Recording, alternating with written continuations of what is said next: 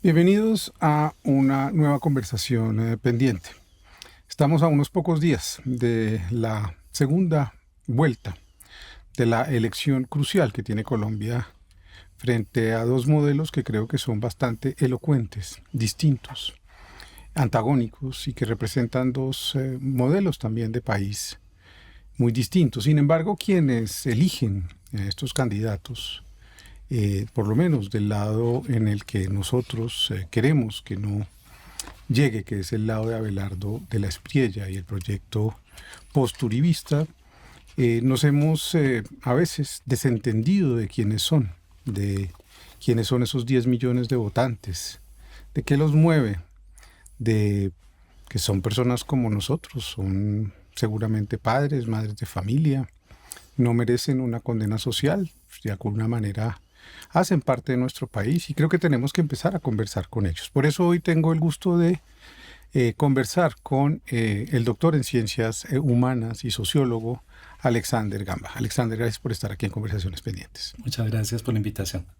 Invité a Alexander porque hizo una tesis muy importante que pronto se publicará sobre el uribismo, sobre ese periodo político de nuestras vidas que, más allá de todo lo que hemos discutido políticamente, de los ataques a los derechos humanos, de todo lo que significó dolorosamente ese gobierno para millones de colombianos, nos hemos ocupado poco de sus sentidos comunes que se instalaron en nuestra sociedad. Y creo que Alexander ha sido muy juicioso en mirar qué es lo que pasó también en nuestra mentalidad, en nuestras emociones, en las emociones de millones de personas que aún tienen miedo y que creen que salir de allí es imposible porque renunciar a ese lugar es conceder, si se quiere, que triunfe un sentido que les impusieron, que es el sentido, y pues empiezo por ahí, de un enemigo interno, de un enemigo que se creó y que existió, por supuesto, para toda la sociedad colombiana, como lo fue la lucha armada, que tuvo de alguna manera una consecuencia y una manera de desencadenarse en los años 90 y principios de este siglo muy problemática, causando también mucho daño en la sociedad colombiana. Sí, bueno, yo en esta tesis doctoral estudio el uribismo desde otro lugar y creo que me permite justamente entrar a este nivel, no solamente desde el líder, que obviamente es fascinante en el sentido intelectual de entender quién era Álvaro Uribe Vélez, no solamente digamos desde la violación de derechos humanos, que eso fue otro abordaje, sino fundamentalmente cómo se organizaron, cómo estuvieron articulados y cuáles fueron justamente esos proyectos de país, esos proyectos programáticos que si bien es central la seguridad, no se agota solamente en la seguridad. Entonces, Y en sí, ese, te rompe solamente para organizar. Entonces, sin desmedro de lo que viene y de lo que he dicho, ¿por qué no nos cuentas precisamente cómo se organizó ese proyecto político? Exactamente. Entonces hay que entender esto. Uribe era un personaje político regional, básicamente, y a partir de su trayectoria tiene una gobernación de Antioquia en el marco del Partido Liberal, lo cual le da cierta connotación y le da ciertas características que son fundamentalmente tres, ¿no? Uno, mano muy fuerte, articulación con las convivir, mano muy fuerte, microgerencia, y lo que le empezó a dar cierta característica. Esto de los consejos comunales empezó en la gobernación de Antioquia, en una suerte de reuniones vinculadas con esto, y mucha participación de élites regionales. Ese modelo es el que después proyecta en el 2002 y que le da una articulación específica de lo que yo sostengo, y es que él logra revolucionar el campo de las élites políticas colombianas, que eran muy tradicionales y donde el Partido Liberal o Conservador o sus diferentes vertientes tenían una distribución entre grandes élites nacionales, que eran ciertas familias, y élites regionales que hacían solamente un papel de operadores. Uribe es un disidente de eso, logra romper esa dinámica tradicional y construir una nueva dinámica de élites.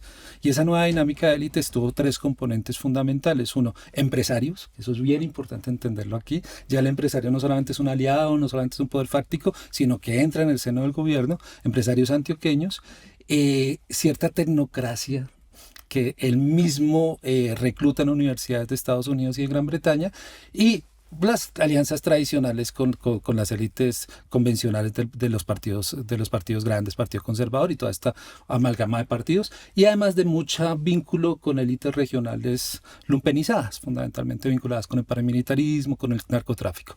Él logra consolidar eso y a partir de ahí empieza a consolidar justamente otros sentidos comunes. El primer sentido común, que tú muy bien lo referencias, es el tema de la enemistad. Es empezar a plantear que en Colombia no solamente se está en una guerra, pues que era evidente que se estaba en una guerra, sino que la guerra no solamente se libraba frente a los actores armados, frente en este caso a la insurgencia, sino que la sociedad se podía leer una dualidad completa entre enemigos y finalmente aliados del proyecto uribista. Y el proyecto uribista de nación que le ofrece en ese momento al país es un proyecto de salvación de la patria. La patria ya aparece ahí, a propósito del 2026. Salvación de la patria. Uribe, en su proyecto político, hay que entender que él es hijo de Laura Vélez, que fue una concejal liberal, gran admiradora de Gaitán, y el mismo Uribe era gran admirador de Gaitán en su juventud. Entonces tiene una particularidad, es una capacidad de dirigirse, digamos, a sectores populares y a sectores rurales particularmente, pero también urbano populares. Entonces a partir de ahí empieza a construir esta dicotomía que es muy propia del uribismo. Antes, por supuesto, habían políticas de seguridad, habían políticas de represión, pero la particularidad es eso, construir un discurso en donde hay un otros y un nosotros total, de enemistad. La enemistad implica la posibilidad de eliminar al otro. La adversidad, que es propio de las democracias liberales, es una dinámica más agonista y que implica es la competencia, pero donde no hay la posibilidad de la eliminación.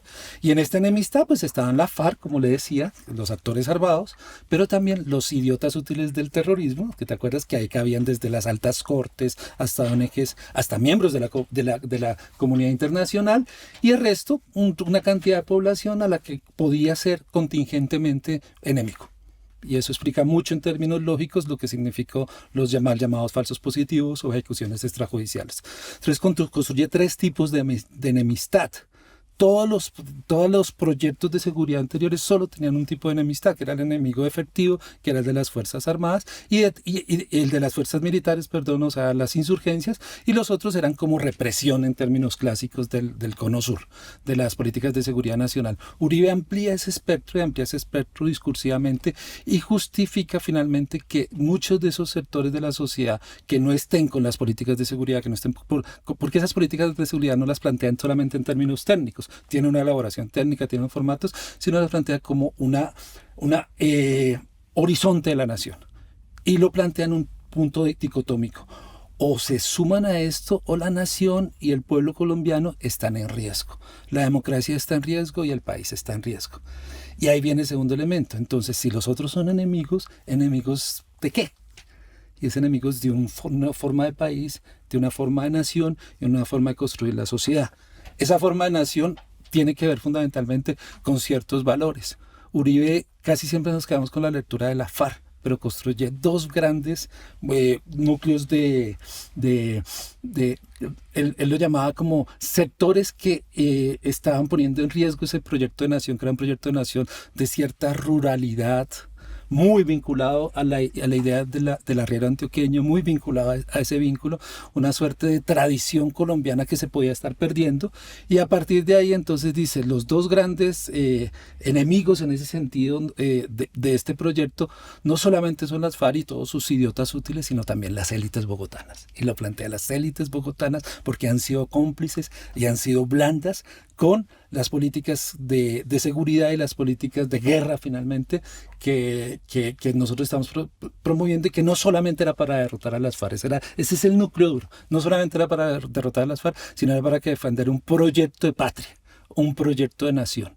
Hay una cuarta elemento que me parece que es interesante, que no mencionas, y después entramos a ver cada uno de los tres que dices, y es el narcotráfico. Uh-huh. El narcotráfico como cultura, digamos, como forma también de subsistencia, de existencia de millones de personas que trabajan alrededor de estas economías ilícitas del tráfico de cocaína, fundamentalmente en los años 80, y él proviene, por lo menos muchas investigaciones así lo dicen, de relaciones que tienen que ver con estos poderes fácticos del narcotráfico, como el cartel de Medellín, que pues de alguna manera su padre era parte del clan de los Ochoa, era amigo y de alguna manera empleado de este cartel. ¿Qué tiene que ver esa cultura del narcotráfico que también entra en ese proyecto político? Sí, la cultura del narcotráfico, pues en Antioquia fundamentalmente dos elementos, ¿no? Unas élites delincuenciales emergentes que empiezan a intentar vincularse, el caso más emblemático es Pablo Escobar, pero unas élites que se lumpenizan. Salen unas élites regionales que comercializaban ganado, comercializaban tierras y que empiezan a tener alianzas profundas, digamos, con el narcotráfico en una forma también de ascendencia social, de movilidad social, de consolidar sus fortunas, ¿no? Y en ese sentido, digamos, Uribe está ahí.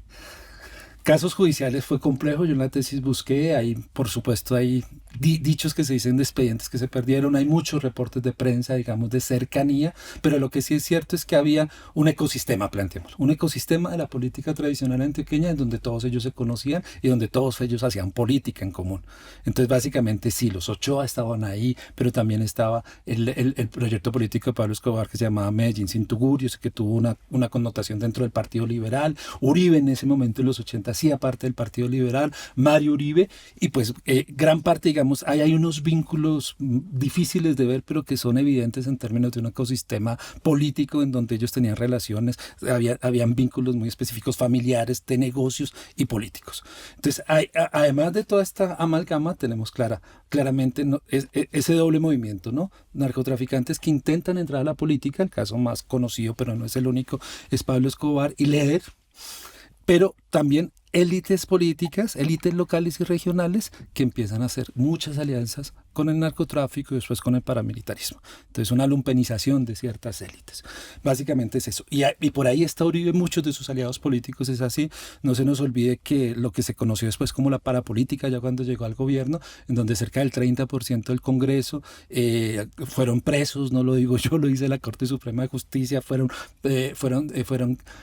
procesos judiciales donde se demostró esos vínculos, y esos vínculos tenían paramilitarismo, narcotráfico y este vínculo de entrada a la política. Entonces efectivamente ahí está, y ahí está detrás de ello, qué papel tenían que cumplir esas élites locales en el tema de los negocios ilícitos, y yo creo que esa es una clave muy importante para entender mucho de lo que está pasando hoy, porque quizás mucho de lo que nosotros pensábamos que era un pasado de los 80 se está reorganizando en términos de una alianza entre élites locales, élites regionales y ciertos sectores de la delincuencia organizada en Colombia. Si lo dividimos en estas tres sectores o configuraciones de su proyecto político y nos ocupamos en principio de los empresarios, que ha sido una discusión de este gobierno y no todos los empresarios y no la generalización fácil de lo que se dice, hay empresa digna, pujante, que no ha tenido que ver con la ilegalidad, y cientos de personas son eso, además, empresarios pequeños, medianos, e incluso grandes que han hecho su vida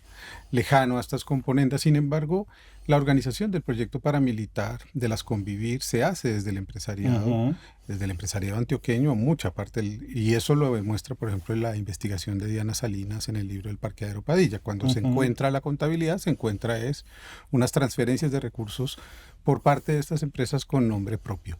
¿Cómo juegan ahí los empresarios y cómo van a jugar en el destino político del país estos empresarios? Insisto, no todos, pero los que sí apoyaron el proyecto uribista, tanto en la gobernación como después ya en su presidencia. Ellos fueron determinantes. El uribismo es una congregación, el uribismo clásico, que es el de 2002 a 2010, ya lo haremos después de cómo ha derivado en otros proyectos, pero el uribismo clásico tiene esos vínculos en empresarios locales y que no solamente cumplían un papel, digamos, de apoyo político, sino algo que se nos olvida mucho es que era el famoso Estado comunitario. El Estado comunitario, cuando nosotros revisamos no solamente los datos, la forma de hacer política y la forma de construir, es una forma de gestión más parecida al corporativismo, en donde gran parte de las funciones sociales del Estado se le delegan a empresarios. Ese era uno de los famosos 3 huevitos. Entonces hay una relación transaccional, no solamente es política. Yo lo llamo una suerte de clientelismo empresarial. Es decir, todo lo que hemos escuchado de los contratistas, que es diferente, que tiene que ver con el tema de la corrupción, etcétera, acá no solamente es de la corrupción, sino son aliados fundamentales para justamente desmantelar funciones sociales del Estado y entregárselo a empresarios, tanto a nivel muy local como a nivel ya nacional y departamental. El núcleo más visible de los empresarios, por supuesto, era un sector del grupo empresarial antioqueño que cogobernó con Uribe, que tuvo ministerios, que fue parte del círculo cercano en esos 8 años y que tuvo elementos importantes, Fenalco, que siempre ha sido históricamente muy vinculado a ellos. los transportadores, fundamentalmente los camioneros. Entonces hay una amalgama de que son alianzas muy fuertes dentro del proyecto uribista tradicional, pero hay otros que efectivamente son en pueblos, en regiones, etcétera, y que empiezan efectivamente en esta cuestión del Estado comunitario, rebuscamos ciertos elementos del Estado, dejemos la parte de la atención y del asistencialismo directamente en cabeza del presidente. Esa era una de sus características, un asistencialismo presidencialista, Familias en Acción y otro tipo de programas que eran muy importantes para él, pero para el proyecto uribista, pero también ciertas funciones del Estado que son carreteras, que son otras cosas, pero mucha obra pública, entreguemos a los empresarios locales y empresarios regionales. Entonces, esa dinámica, digamos, fue constituyendo una suerte de alianza corporativa con sectores empresariales y que es muy difícil de romper en un gobierno posterior.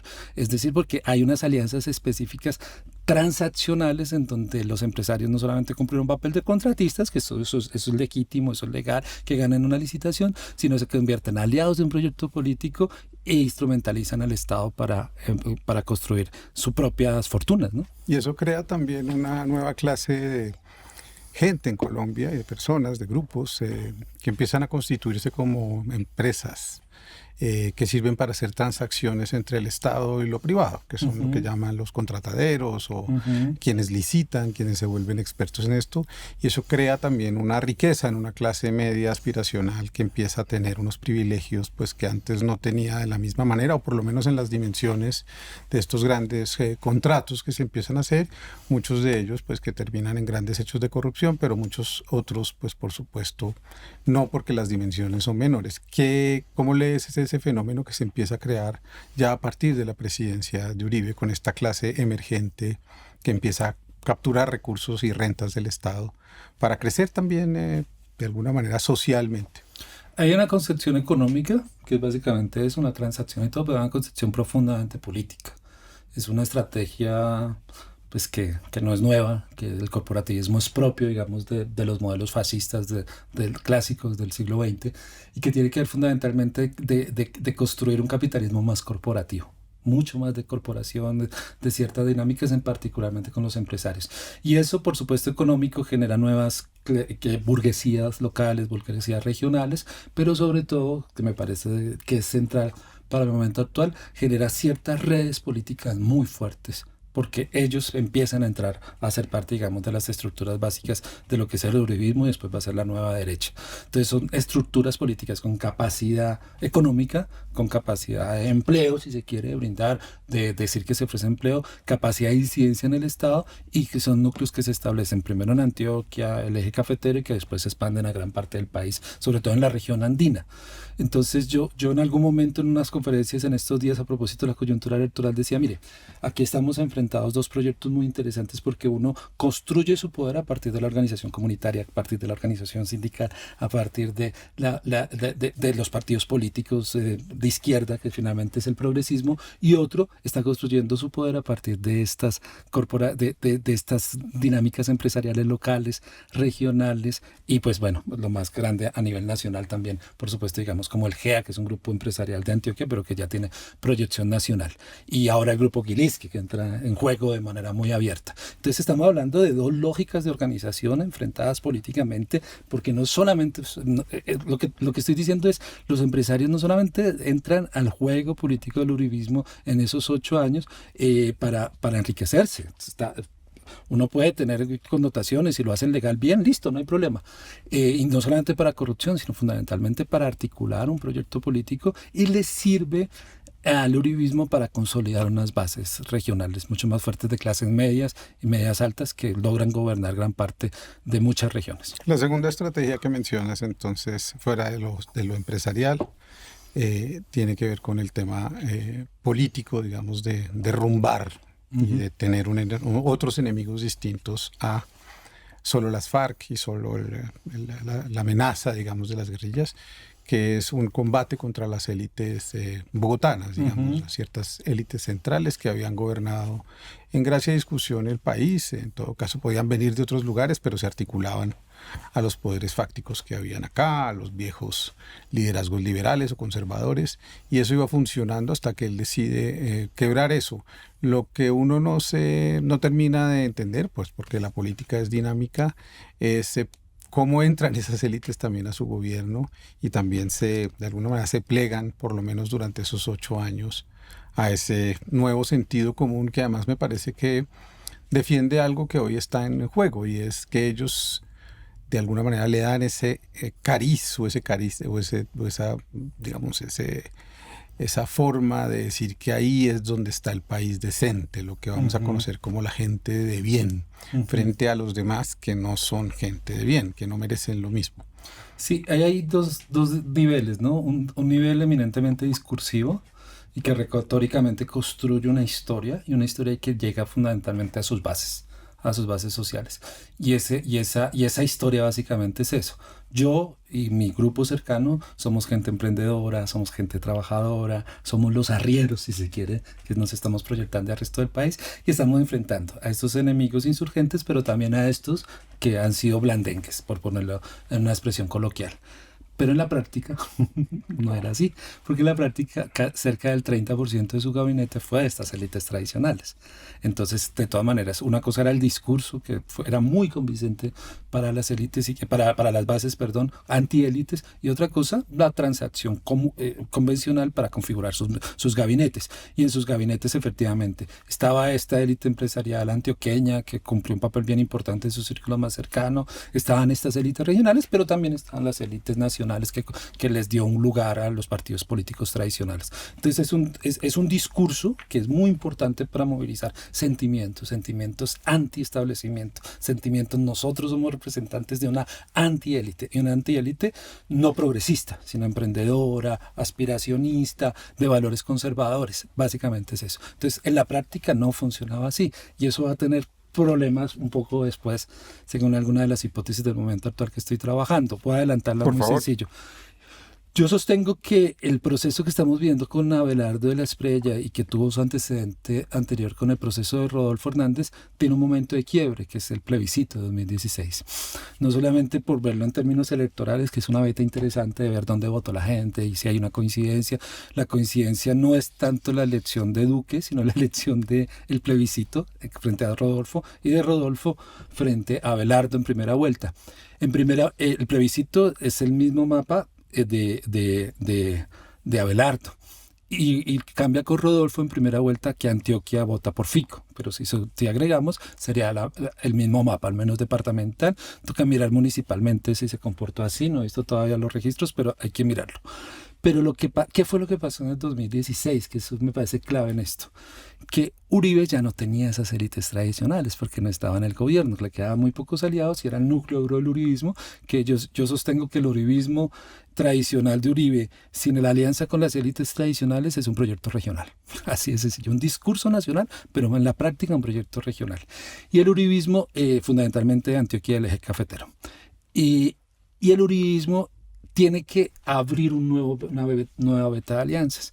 Y esa nueva beta de alianzas para ganar el plebiscito, porque ya el Partido Conservador estaba con el gobierno de Santos, sectores del Partido Liberal con el gobierno de Santos, Cambio Radical con el gobierno de Santos, para abrirlo, busca a las iglesias evangélicas.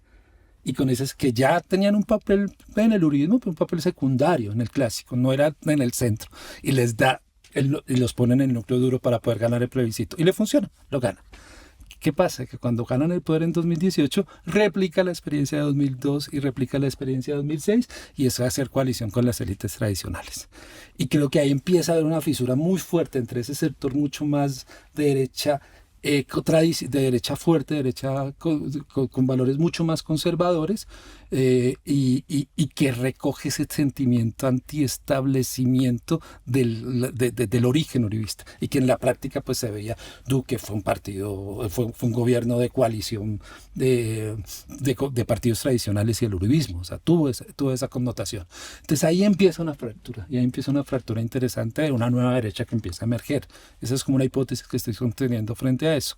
Hasta el 2010, Uribe logró consolidar eso, que inclusive sus huestes más cercanas, no sé si te acuerdas, hace unos 10 años, por la época del plebiscito, hablábamos de los furibistas, que es básicamente la base, la que le llegó mucho este discurso de patria, este discurso de todos los que no estén con este proyecto son nuestros enemigos, que además es un discurso muy fuerte porque la patria no viene de ahora, viene desde esa época, porque fundamentalmente es ante una discusión de disputa de los recursos por una redistribución social, que finalmente es una lectura clasista de la sociedad colombiana.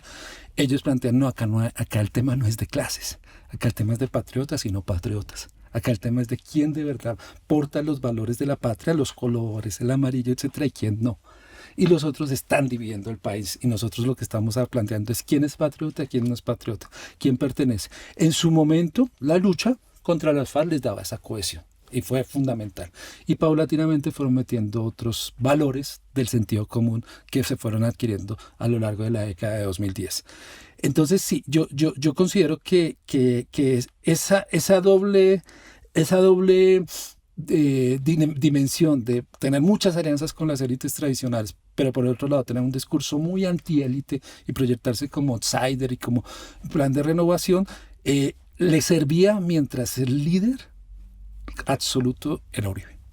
O sea, esa estructura caudillista de un caudillo que tenía dos condiciones, además era un caudillo con una perspectiva carismático, es decir, promovía un nuevo mundo, pero también tradicional, recobrando los valores de ese viejo mundo rural. Esa era como la connotación.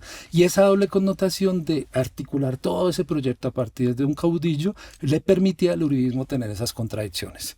Cuando el caudillo empieza a perder gran parte de esa atracción y ese centro, y se empieza a ver como parte más del pasado que fue, y no de lo que es, y no tiene un proyecto de futuro, que ahí el acuerdo de paz fue fundamental para quitarle su principal discurso, empiezan a verse más esas grietas y empiezan a aparecer ya no facciones, siempre ha habido facciones en el uribismo, sino tendencias inclusive que pueden plantearse rupturas con esa estructura más tradicional. Dos ideas dentro de ese primer momento uribista para después ya pasar al posuribismo.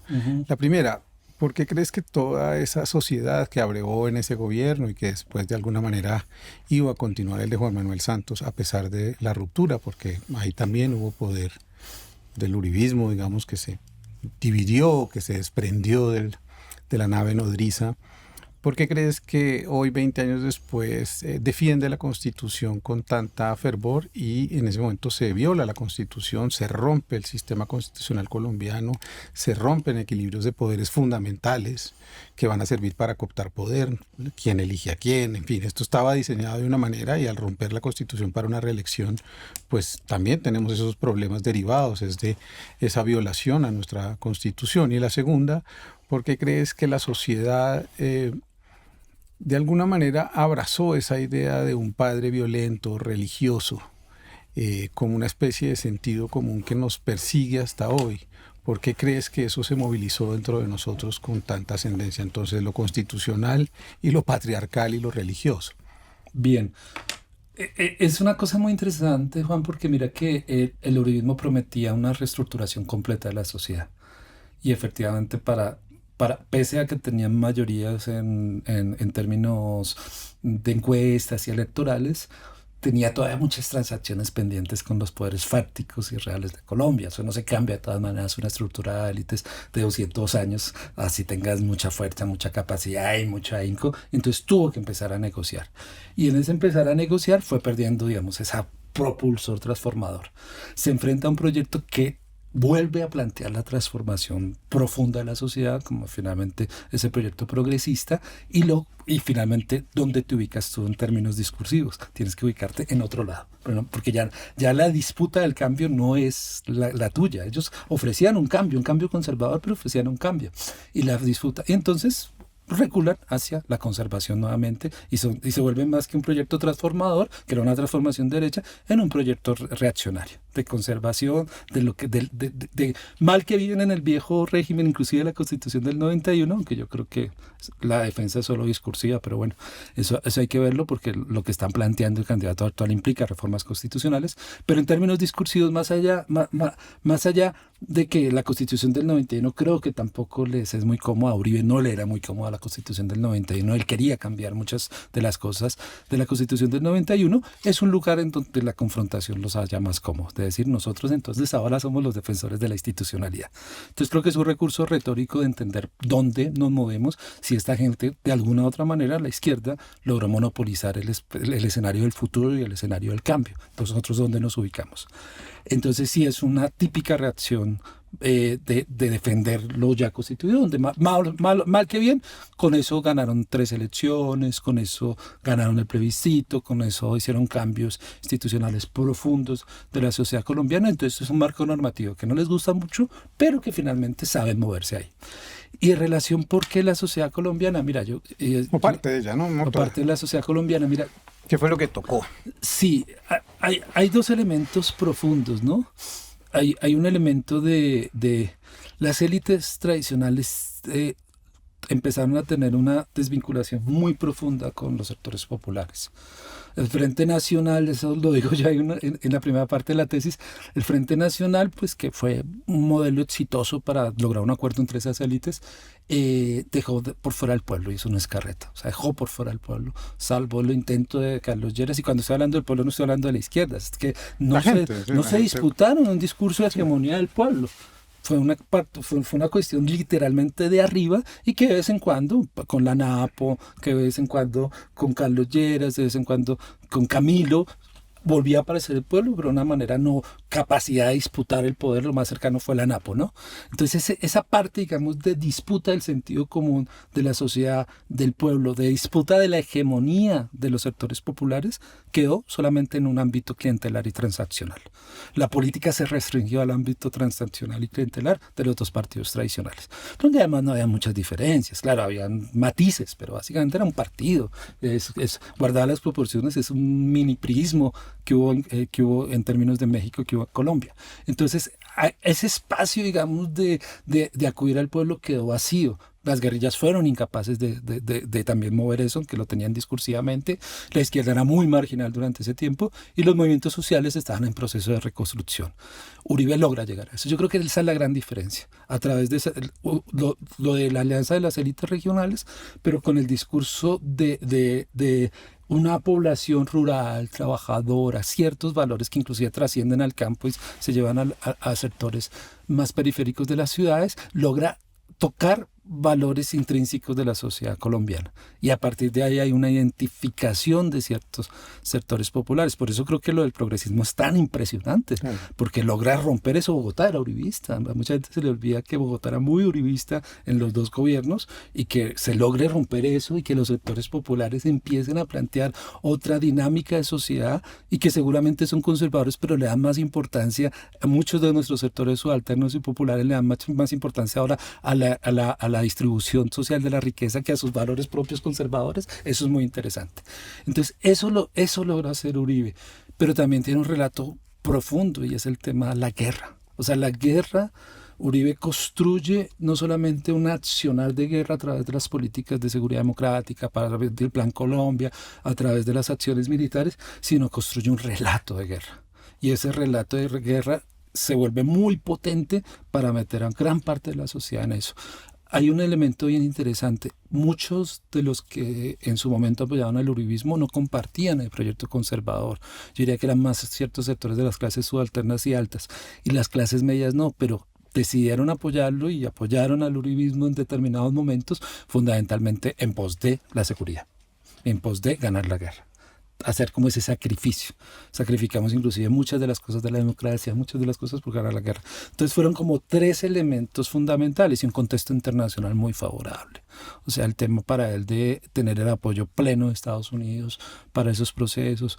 Uribe era amigo cercano de Bush y de ahí viene un vínculo muy fuerte con el Partido Republicano y con el sector fundamentalmente de Miami, de la Florida. Entonces también pues tenía recursos, ¿no? Había una expansión de los commodities a nivel internacional que explica todo lo que pasó en América Latina en ese momento y que en Colombia se concentró para fortalecer el proyecto uribista. Entonces el patriarca tiene dos dimensiones. Una dimensión es el padre castigador, el del cinturón. El otro es el padre proveedor. Y Uribe y el uribismo en eso fue muy, muy hábil.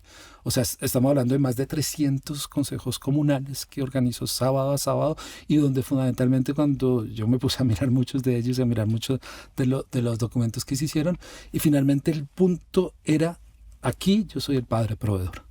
Y por eso él estaba en el centro, desconocía el DNP. A mí me da un poco de risa cuando critican la falta de técnica de este gobierno, porque pues ellos hacían cosas mucho peores. Desconocía el DNP, desconocía las entidades, desconocía los ministerios, regañaba a sus ministros delante de ellos, desconocía el poder regional, o sea, desconocía el papel del alcalde, el papel del gobernador, y él definía directamente como si fuese la mesada, cómo distribuía la mesada entre sus hijitos. Es eso. Pero y eso capturó un fervor. Capturó un fervor porque por el otro lado es el padre que nos protege, es el padre que nos castiga, pero también es el padre que provee.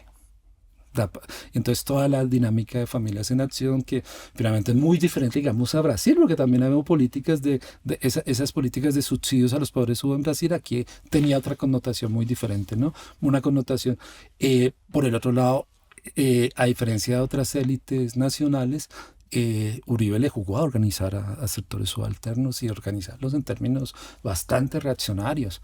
O sea, no se te olvide lo de los soldados campesinos, lo de la red de informantes. Es decir, además de distribuir recursos en Familias en Acción, distribuyó recursos directamente para involucrar a muchos de los civiles en sus políticas de guerra. Y esos recursos finalmente no solamente era venga, participe en políticas de guerra, sino que le pagamos. Entonces la red de informantes, todo este tema de...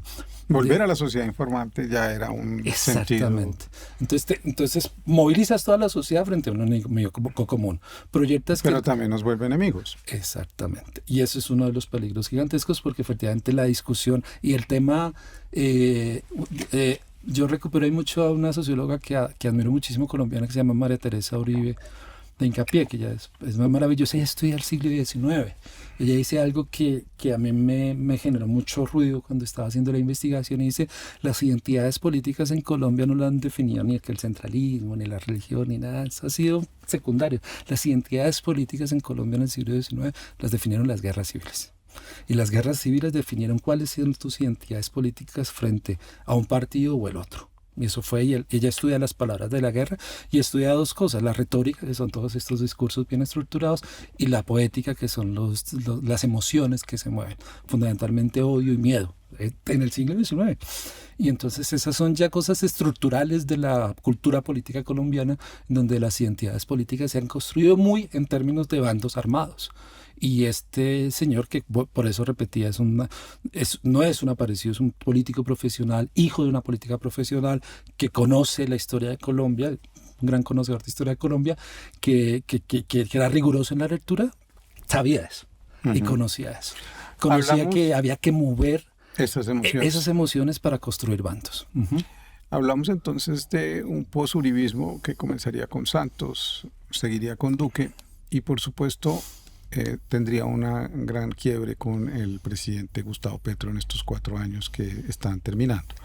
Y estamos a unos pocos días de una elección que yo creo que es mucho más grande que todas las que hayamos vivido, porque en todo caso el primer Uribe fue realmente una aparición creada con dinero, con empresarios, que no marcaba mucho, y de pronto disputó ese lugar de disidencia liberal para llegar con esta nueva idea que tú has explicado. Y yo me pregunto entonces, ¿qué representa un señor como de la Espriella en toda esta historia? Porque a veces queremos desconectarla y a mí me parece que no está nada desconectada, que es una fase posterior y que creo que hay cosas que tú dijiste. Por ejemplo, Uribe decía, estoy cargado de tigre. Tú me lo trajiste acá. Entonces, hay como unas ideas que se vuelven a mover, que se saben cómo moverse, y ahora obviamente con la potencia de las redes sociales y con todos estos algoritmos que están siendo manipulados, ya se sabe, con dinero de Estados Unidos y dinero de otros países que están, digamos, interesados en que gane un proyecto así. ¿Cómo lees tú esa reconfiguración? Insistiendo en que yo no creo que esto haya sido una derrota, porque es que sacar 9.600.000 votos, sectores progresistas, sociales, movilizados, ciudadanos, no todo el mundo necesariamente está inscrito en una idea, pues en un horizonte ideológico, sino en esas ideas básicas como las que tú dices, en defender un salario, una dignidad, las tierras, una vida, digamos, digna en este país. Y esos son 9.600.000 personas, ojo. Es decir, ahí hay un capital que puede crecer y puede derrotar, por supuesto, ese otro sentido, y ojalá así ocurra por el bien de todos, incluso de ellos, porque del otro lado volveríamos a una guerra y un enfrentamiento violento muy grande, porque eso es lo que están prometiendo, y la gente no se va a dejar bombardear tampoco. Entonces, yo te pregunto es, ¿cómo lees tú esa emergencia de este momento?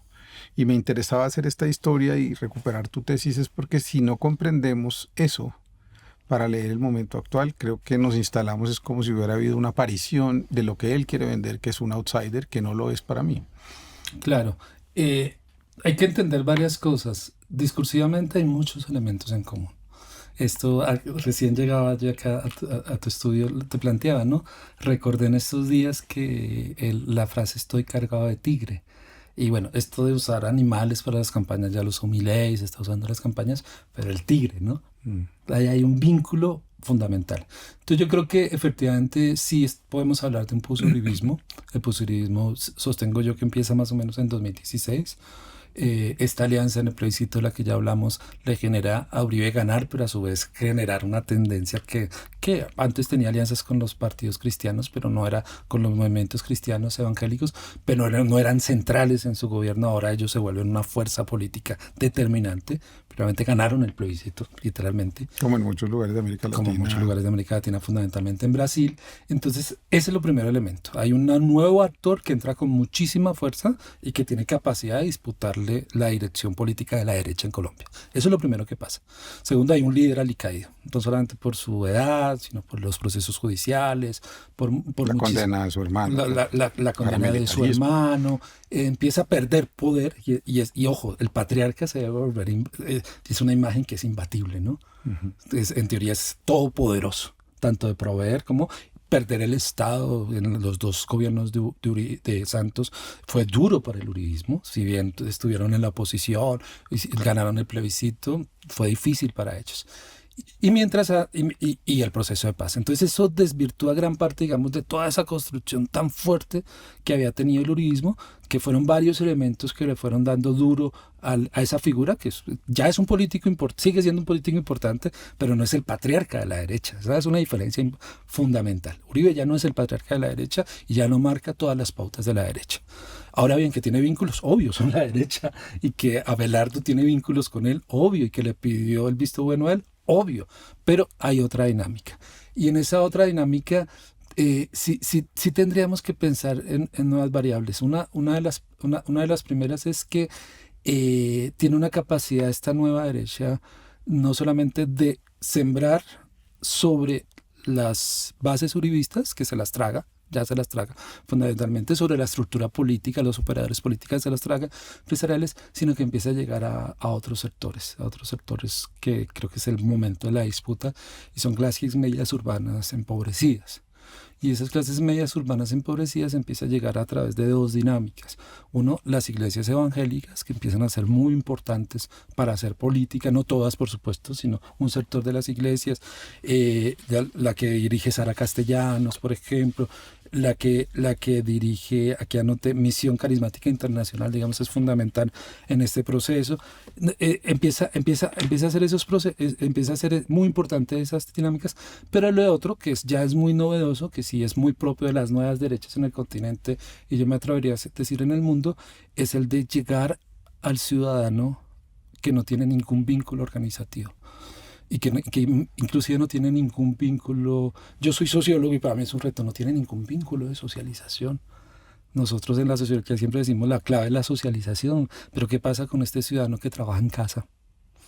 Ya para una multinacional estadounidense, europea, etcétera, que casi Bueno, nunca call sale, center. que tiene todo eso. ¿Cómo es su manera de entender y comprender el mundo? ¿Cuál es su marco cognitivo y normativo? Las redes sociales no tienen otro, porque los vínculos es eso. Entonces, en este momento, digamos, ellos logran crecer tanto con las iglesias, con la estructura uribista, con esta dinámica, pero también empiezan a llegarle a un sector poblacional que no tiene vínculos sociales. Y es muy interesante porque toda esta campaña de redes llega también a los sectores del sur de Bogotá, pero la gente no les cree porque tiene organización comunitaria, hace parte de la Junta de Acción Comunal. Hay otra forma de socialización que le permite entender qué es verdad, qué es mentira, a qué le cree, pero cuando no lo tienes. Y son muy hábiles en eso. Eso se inventó bueno, yo no creo que se haya inventado en Argentina, pero fue muy importante en Argentina con Milei. Milei le llegó a lo que aquí llamamos rapitenderos, le llegó a esos jóvenes que no tienen ningún vínculo de organización y les llegó a eso. Entonces tienes esos tres elementos. ¿Bajo Y, qué promesa? Porque ya no es la promesa de una patria, de un... y esa es una de las cosas interesantes, ya no vendes promesas, vendes una promesa aspiracional muy importante, que hay una nueva beta. Uribe no tenía nada de libertario, era neoliberal, pero no era nada libertario, porque Uribe entendía que necesitaba un Estado asistencialista, porque eso le daba parte de su sustento político, social y de sus redes clientelares. Este proyecto sí tiene una beta libertaria. Eso es una diferencia muy importante. O sea, tanto Abelardo como Rodolfo era más libertario que de derecha conservadora. Ujú. Fue un tipo que era muy iconoclasta, ¿no? Pero sí era libertario en esta idea del emprendimiento y de la reducción del Estado, de la reducción profunda del Estado. Entonces hay una promesa del emprendimiento, y hay una promesa, y hay una... Cada quien puede ser un propietario. Y yo no puedo ser lo que soy porque el Estado no me deja ser. Eso es súper importante. El enemigo es el Estado. El enemigo empieza a ser el Estado en ciertos sectores, en esos sectores. Entonces ese sector que hay un furibismo, que es el tradicional, que mueve el hoyo, etcétera, pero hay ese sector que se empieza a ganar, que son población mucho más joven, porque son población ya, muchos de ellos de pronto son nativos digitales y que viven en estas atmósferas propias, digamos, de lo digital, de esos generan su pan, de hecho ese es su trabajo y ese es su espacio de socialización. Y ahí hay cosas que nosotros no conocemos, digamos, de lo que se mueve en esos espacios de redes sociales, y que, por ejemplo, lo que ya han estudiado en Argentina tiene que ver, digamos, con los incel. Las comunidades incel han tenido mucha fuerza. Explícale a la gente que son. Bueno, las comunidades incel son unas comunidades de jóvenes, hombres heterosexuales, que no pueden tener relaciones con las mujeres y le echan las culpas a las mujeres por la incapacidad, en comillas, no tienen facilidad, digamos, de establecer relaciones afectivas, ni siquiera sexoafectivas con mujeres, y que tienen toda una teoría de que hay una conspiración contra los hombres y que el problema es de las mujeres. Entonces son muy antifeministas, son misóginas, finalmente, y desde un punto de resentimiento muy grande. Bueno, eso salió muy bien en la serie de Noches de Adolescencia, ¿no? Que ahí está como retratado. Y estas comunidades incel tienen unos espacios de reproducción de ideas, etcétera, y ahí llegan muy fácil estas ideas de derecha. Muy fácil, porque finalmente es la idea, de todas maneras, que hay un discurso anti derechos de género, anti derechos de temas LGBTIQ+, antiderechos. Hay un discurso antiderechos profundo. Y este tipo de población, que son esas clases medias, desarticuladas, etcétera, son muy eso. Mi bienestar soy yo. Y mi enemigo es el Estado, que mantiene vagos. Ese es el relato que ya en Argentina lo tenemos muy bien estudiado, y que acá yo estas 3 semanas después de la primera vuelta me he puesto a mirar eso, porque pues eso es difícil acceder a ello, pero meterme a las comunidades, revisar, entender, y ese es el discurso que les marcan ellos. Para poder quebrar eso y no excluir a la gente y no hacerla, digamos, culpable y agredirla, que también creo que ahí hay una responsabilidad en ciertas clases de izquierda intelectuales que generalizan y que dicen que todo el mundo es lo mismo y que entonces no hay... Yo creo que hay remedios, pero alcanza con la generosidad y la hospitalidad, o qué es lo que llaman ahora la batalla cultural, que pues es un concepto ya muy antiguo, casi un siglo, instalado por filósofos como Gramsci, como otros, ¿Qué es lo que debemos romper nosotros también para poder acercar, dar confianza, que se crea que la decencia, la ética, la construcción social, el Estado, el trabajo digno, un salario mínimo vital, por ejemplo, para mencionar algo, la reforma laboral fue tan inteligente que se ocupó de incluir a estas plataformas digitales? Hoy los tenderos de Rappi tienen dignidad laboral y derecho a un contrato gracias a la reforma laboral que hizo este gobierno. De lo contrario, estarían básicamente atendidos por su inteligencia artificial, porque ni siquiera hay humanos allí en esas transacciones. Y son cosas que a veces no logramos disputarnos. Y también llenamos un poco de exclusión a estas personas que pues que no le ven ningún problema en apoyar algo así, porque al fin y al cabo cada quien tendrá que defenderse como pueda en el mundo que viene. Sí, estamos en un contexto internacional que promueve esa forma de vida, ¿no? Ese hábito, lo diría yo, es una forma de habitar el mundo y que lo apropias en tus normas y en tus formas de concebir el mundo. Entonces, en ese sentido es complejo porque básicamente te estás vendiendo cualquiera de nosotros, si es disciplinado, si tiene una plataforma y si maneja datos, puedes triunfar en el mundo. Entonces, ahí es complejo en términos de esos sectores. Yo creo que primero nos toca entender mejor cuáles son los discursos, las emociones que se están moviendo ahí, porque vuelvo y repito, con el uribismo lo tenemos claro. Yo creo que ya más o menos el trabajo que hizo también Fabio López de la Roche sobre todo medios de comunicación, bueno, que la modestia aparte, qué sé yo, claro, nos permite entender eso. Ahora bien, las nuevas derechas necesitamos hacer etnografía digital, necesitamos entender muy bien esos discursos que se están moviendo, necesitamos entender mejor este tema del emprendimiento y plantear si los proyectos progresistas tienen un discurso frente al emprendimiento y no solamente no. No solamente no, sino ¿qué implicaría un proyecto de emprendimiento desde una propuesta progresista? Operativas digitales, etcétera. Mirar inclusive movimientos de resistencia y alternativos que se dan en el mundo sobre este tema digital, más de colaboración. No sé si recuerdas cuando empezó el auge del software libre, que era una cosa maravillosa, y que tienen esa capacidad de disputarse ese sentido del individualismo y de la competencia y más en la cooperación. Entonces, digamos, este es un juego de sentimientos, es un juego de valoraciones. Entonces, frente al individualismo, ¿qué significa la cooperación? Frente a la competencia, ¿qué significa la cooperación? Frente al individualismo, ¿qué significa la solidaridad? Pero hacia ese público, yo creo que la batalla cultural de la derecha y de las nuevas derechas en el mundo ha sido eficiente en segmentar muy bien los públicos. Construir no solo un discurso es para toda la población. Es corporativo, ¿no? Entiende esos mercados. Son y tiene muy claro, digamos, segmentar el lenguaje por construir eso.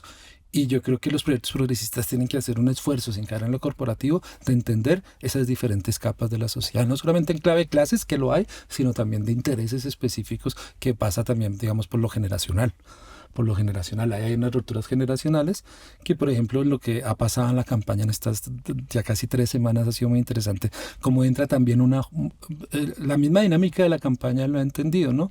Una nueva dinámica de nativos digitales que tienen otras nociones de la sociedad, que es la solidaridad y las causas, digamos, de conservación del planeta, que en ese universo también hay comunidades, claro. Las K-popers, etcétera. Entonces, ahí hay una disputa. Yo creo que eso es una disputa. Y lo último, pues ahí sí lo que decía Gramsci, la única que tienen la capacidad de disputar el sentido común en una disputa de la hegemonía son los intelectuales. Entonces creo que, y cuando Gramsci hablaba de los intelectuales, no solamente estaba hablando del escritor, del cineasta, del profesor, no estaba hablando de quienes que tienen la capacidad de comprender el mundo y tener una dirección intelectual y moral de la sociedad. Entonces esta es una batalla intelectual, esta parte específica, porque a ellos no basta con que les garantice derechos porque no están pidiendo derechos, no basta con que es una batalla intelectual de disputa del sentido común en el sentido más amplio y estamos en eso, no solamente en Colombia, en el mundo. ¿Qué significa para el final, digamos, de la conversación? ¿Qué significa entonces? Porque la gente, a lo mejor todos estos individuos solos o incluso las propias iglesias que tienen todo el derecho a tener sus creencias, a vivir su fe como quieran, ni más faltaba. Creo que eso se garantiza en un gobierno progresista siempre.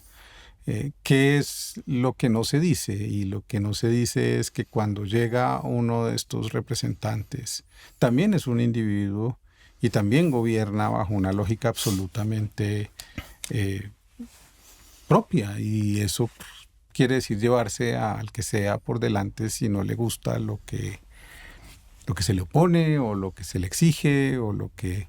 Es decir, si estamos asumiendo que esa es la nueva lógica de los gobernantes y lo estamos viendo en Trump y lo estamos viendo en Milei y lo estamos viendo en Noboa y lo estamos viendo en Bukele, lo que significaría en una sociedad tan llena de violencia como la colombiana, con una historia de dolor tan grande, es una consecuencia que deberíamos empezar a enunciar, no para crear amenazas falsas, sino para entender que esa gasolina en una sociedad como la nuestra es distinta quizás que en otros lugares. Sí, eso es clave. O sea, nosotros no somos Argentina. La preocupación de lo que puede pasar en términos digamos, de empleo público, de las universidades, sí se puede parecer a Argentina, pero aquí puede ser acá puede ser catastrófico. No solamente puede ser un mal gobierno con efectos sociales muy complejos, sino que hay un sociólogo, Galtung, que trabaja mucho el tema de los posconflictos, de los posacuerdos, de las teorías de paz, y él dice que uno de los momentos más difíciles en una sociedad cuando está intentando salir de las guerras es que no se logre tocar la violencia cultural. Habla de la violencia directa, cultural y estructural. Y la cultural tiene que ver fundamentalmente con referentes que son muy propicios para la reactivación de dinámicas de violencia. Y eso es violencia cultural fundamentalmente es el patriarcado y el patriotismo.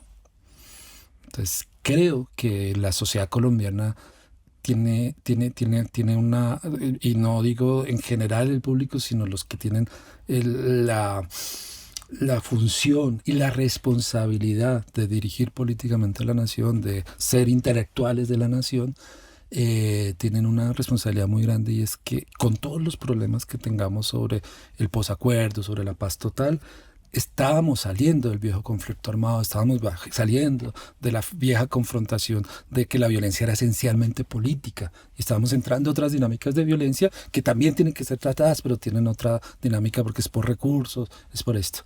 Yo creo que un gobierno como estos, además de todas las consecuencias sociales que ya han tratado analistas que son muy expertos en esos temas, no es mi experticia, pero en el ámbito que yo trabajo es que sí se construye fundamentalmente a promover dos tipos de identidades muy complejas, como es el patriotismo y el patriarcado y valores patriarcales, y de enemistad. Vuelve a aparecer muy fuerte la idea de la enemistad, que en sociedades como la colombiana, tan fracturadas por una guerra reciente, es que hace 10 años se firmó el acuerdo de paz, pueden potenciar la violencia política. Ese creo que es el gran riesgo. Cuyas consecuencias van a ser inimaginables sobre niños, niñas, jóvenes, sí, mujeres y grupos subalternizados sí, en Colombia. Eso es un poco lo que deberíamos pensar frente a la responsabilidad que cada una y cada uno de nosotros tiene en el voto del domingo, que debe ser un voto por Iván Cepeda y Aida Quilcue,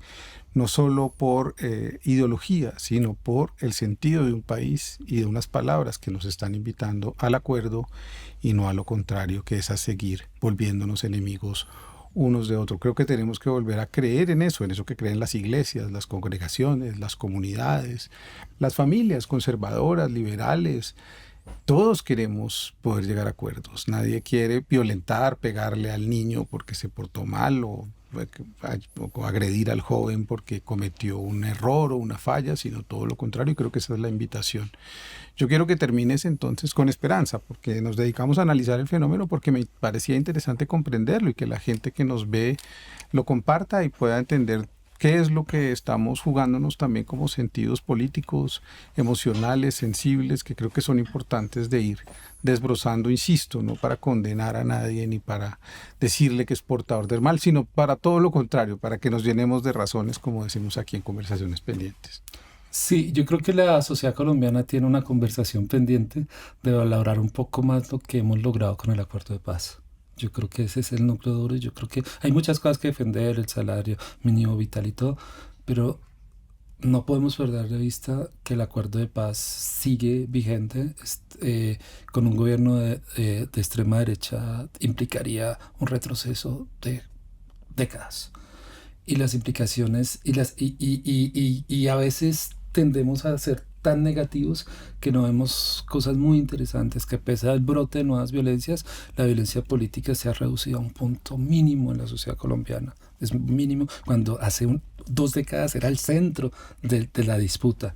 No vemos, por ejemplo, nuevas subjetividades que han emergido, no vemos, por ejemplo, nuevos temas. Colombia es uno de los países más desiguales del mundo, y esa era una conversación pendiente durante 4 décadas que nunca salía a flote justamente por la guerra.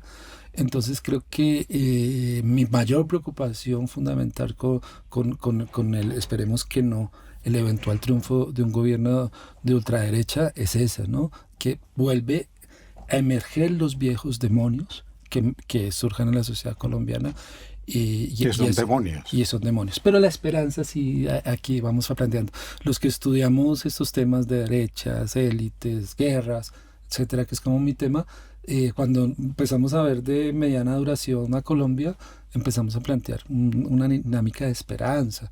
Ha habido relevo de élites, la violencia ha bajado pese a lo que está pasando, ha bajado a niveles históricos, la tasa de homicidios por cada 100.000 habitantes es de las más bajas en muchos años. Hay rebrotes, claro, pero en lo que veníamos de los 90 o del 2000 hay una baja muy importante.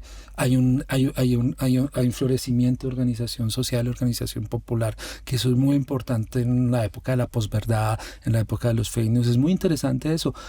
A los grupos que están muy organizados, que tienen muchas dinámicas de socialización, esto no les afecta tanto. Su manera de construir la verdad es por el contacto directo, y eso es muy importante. Hay un aumento de la democratización. En Colombia, digamos, hay varios proyectos políticos que afloran, y eso no lo podemos perder. Y yo creo que la sociedad colombiana está en un momento acumulado social y político de bastantes décadas, de bastantes sentires, que creo que le da una potencia para dar otro peldaño.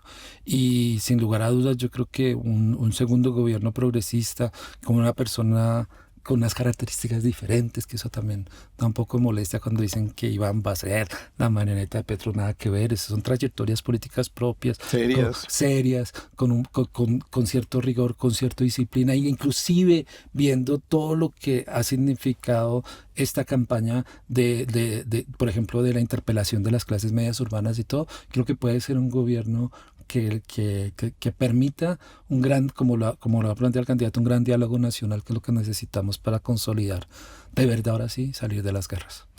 El domingo elijámonos a nosotros, y elijamos primero a nuestras familias, a nuestra gente, a los que queremos, y pensemos desde ahí quién representa eso. Y creo que es bastante evidente. No tenemos a nadie de este lado como Iván Cepeda y Aquilcue amenazando o de alguna manera proponiendo que el país se va a dividir aún más. Al contrario, está proponiendo que nos unamos y que acordemos. Es difícil confiar, pero necesitamos hacerlo. Quiero darle las gracias a Alexander Gamba por su lectura de largo aliento, porque creo que nos sirve hoy para seguirnos llenando de razones. Muchas gracias por la invitación. Ustedes nos vemos el domingo en una nueva conversación pendiente. Por tercera vez lo repito, no queremos tener la razón, pero sí llenarnos de razones. Juntémonos, unámonos, pensamos la idea de que tenemos que estar solos, abandonados en nuestros propios espacios. Una sociedad crece cuando se comunica, cuando discute, cuando tiene conflictos, pero no se mata ni quiere matar a nadie. Nos vemos en la próxima conversación pendiente.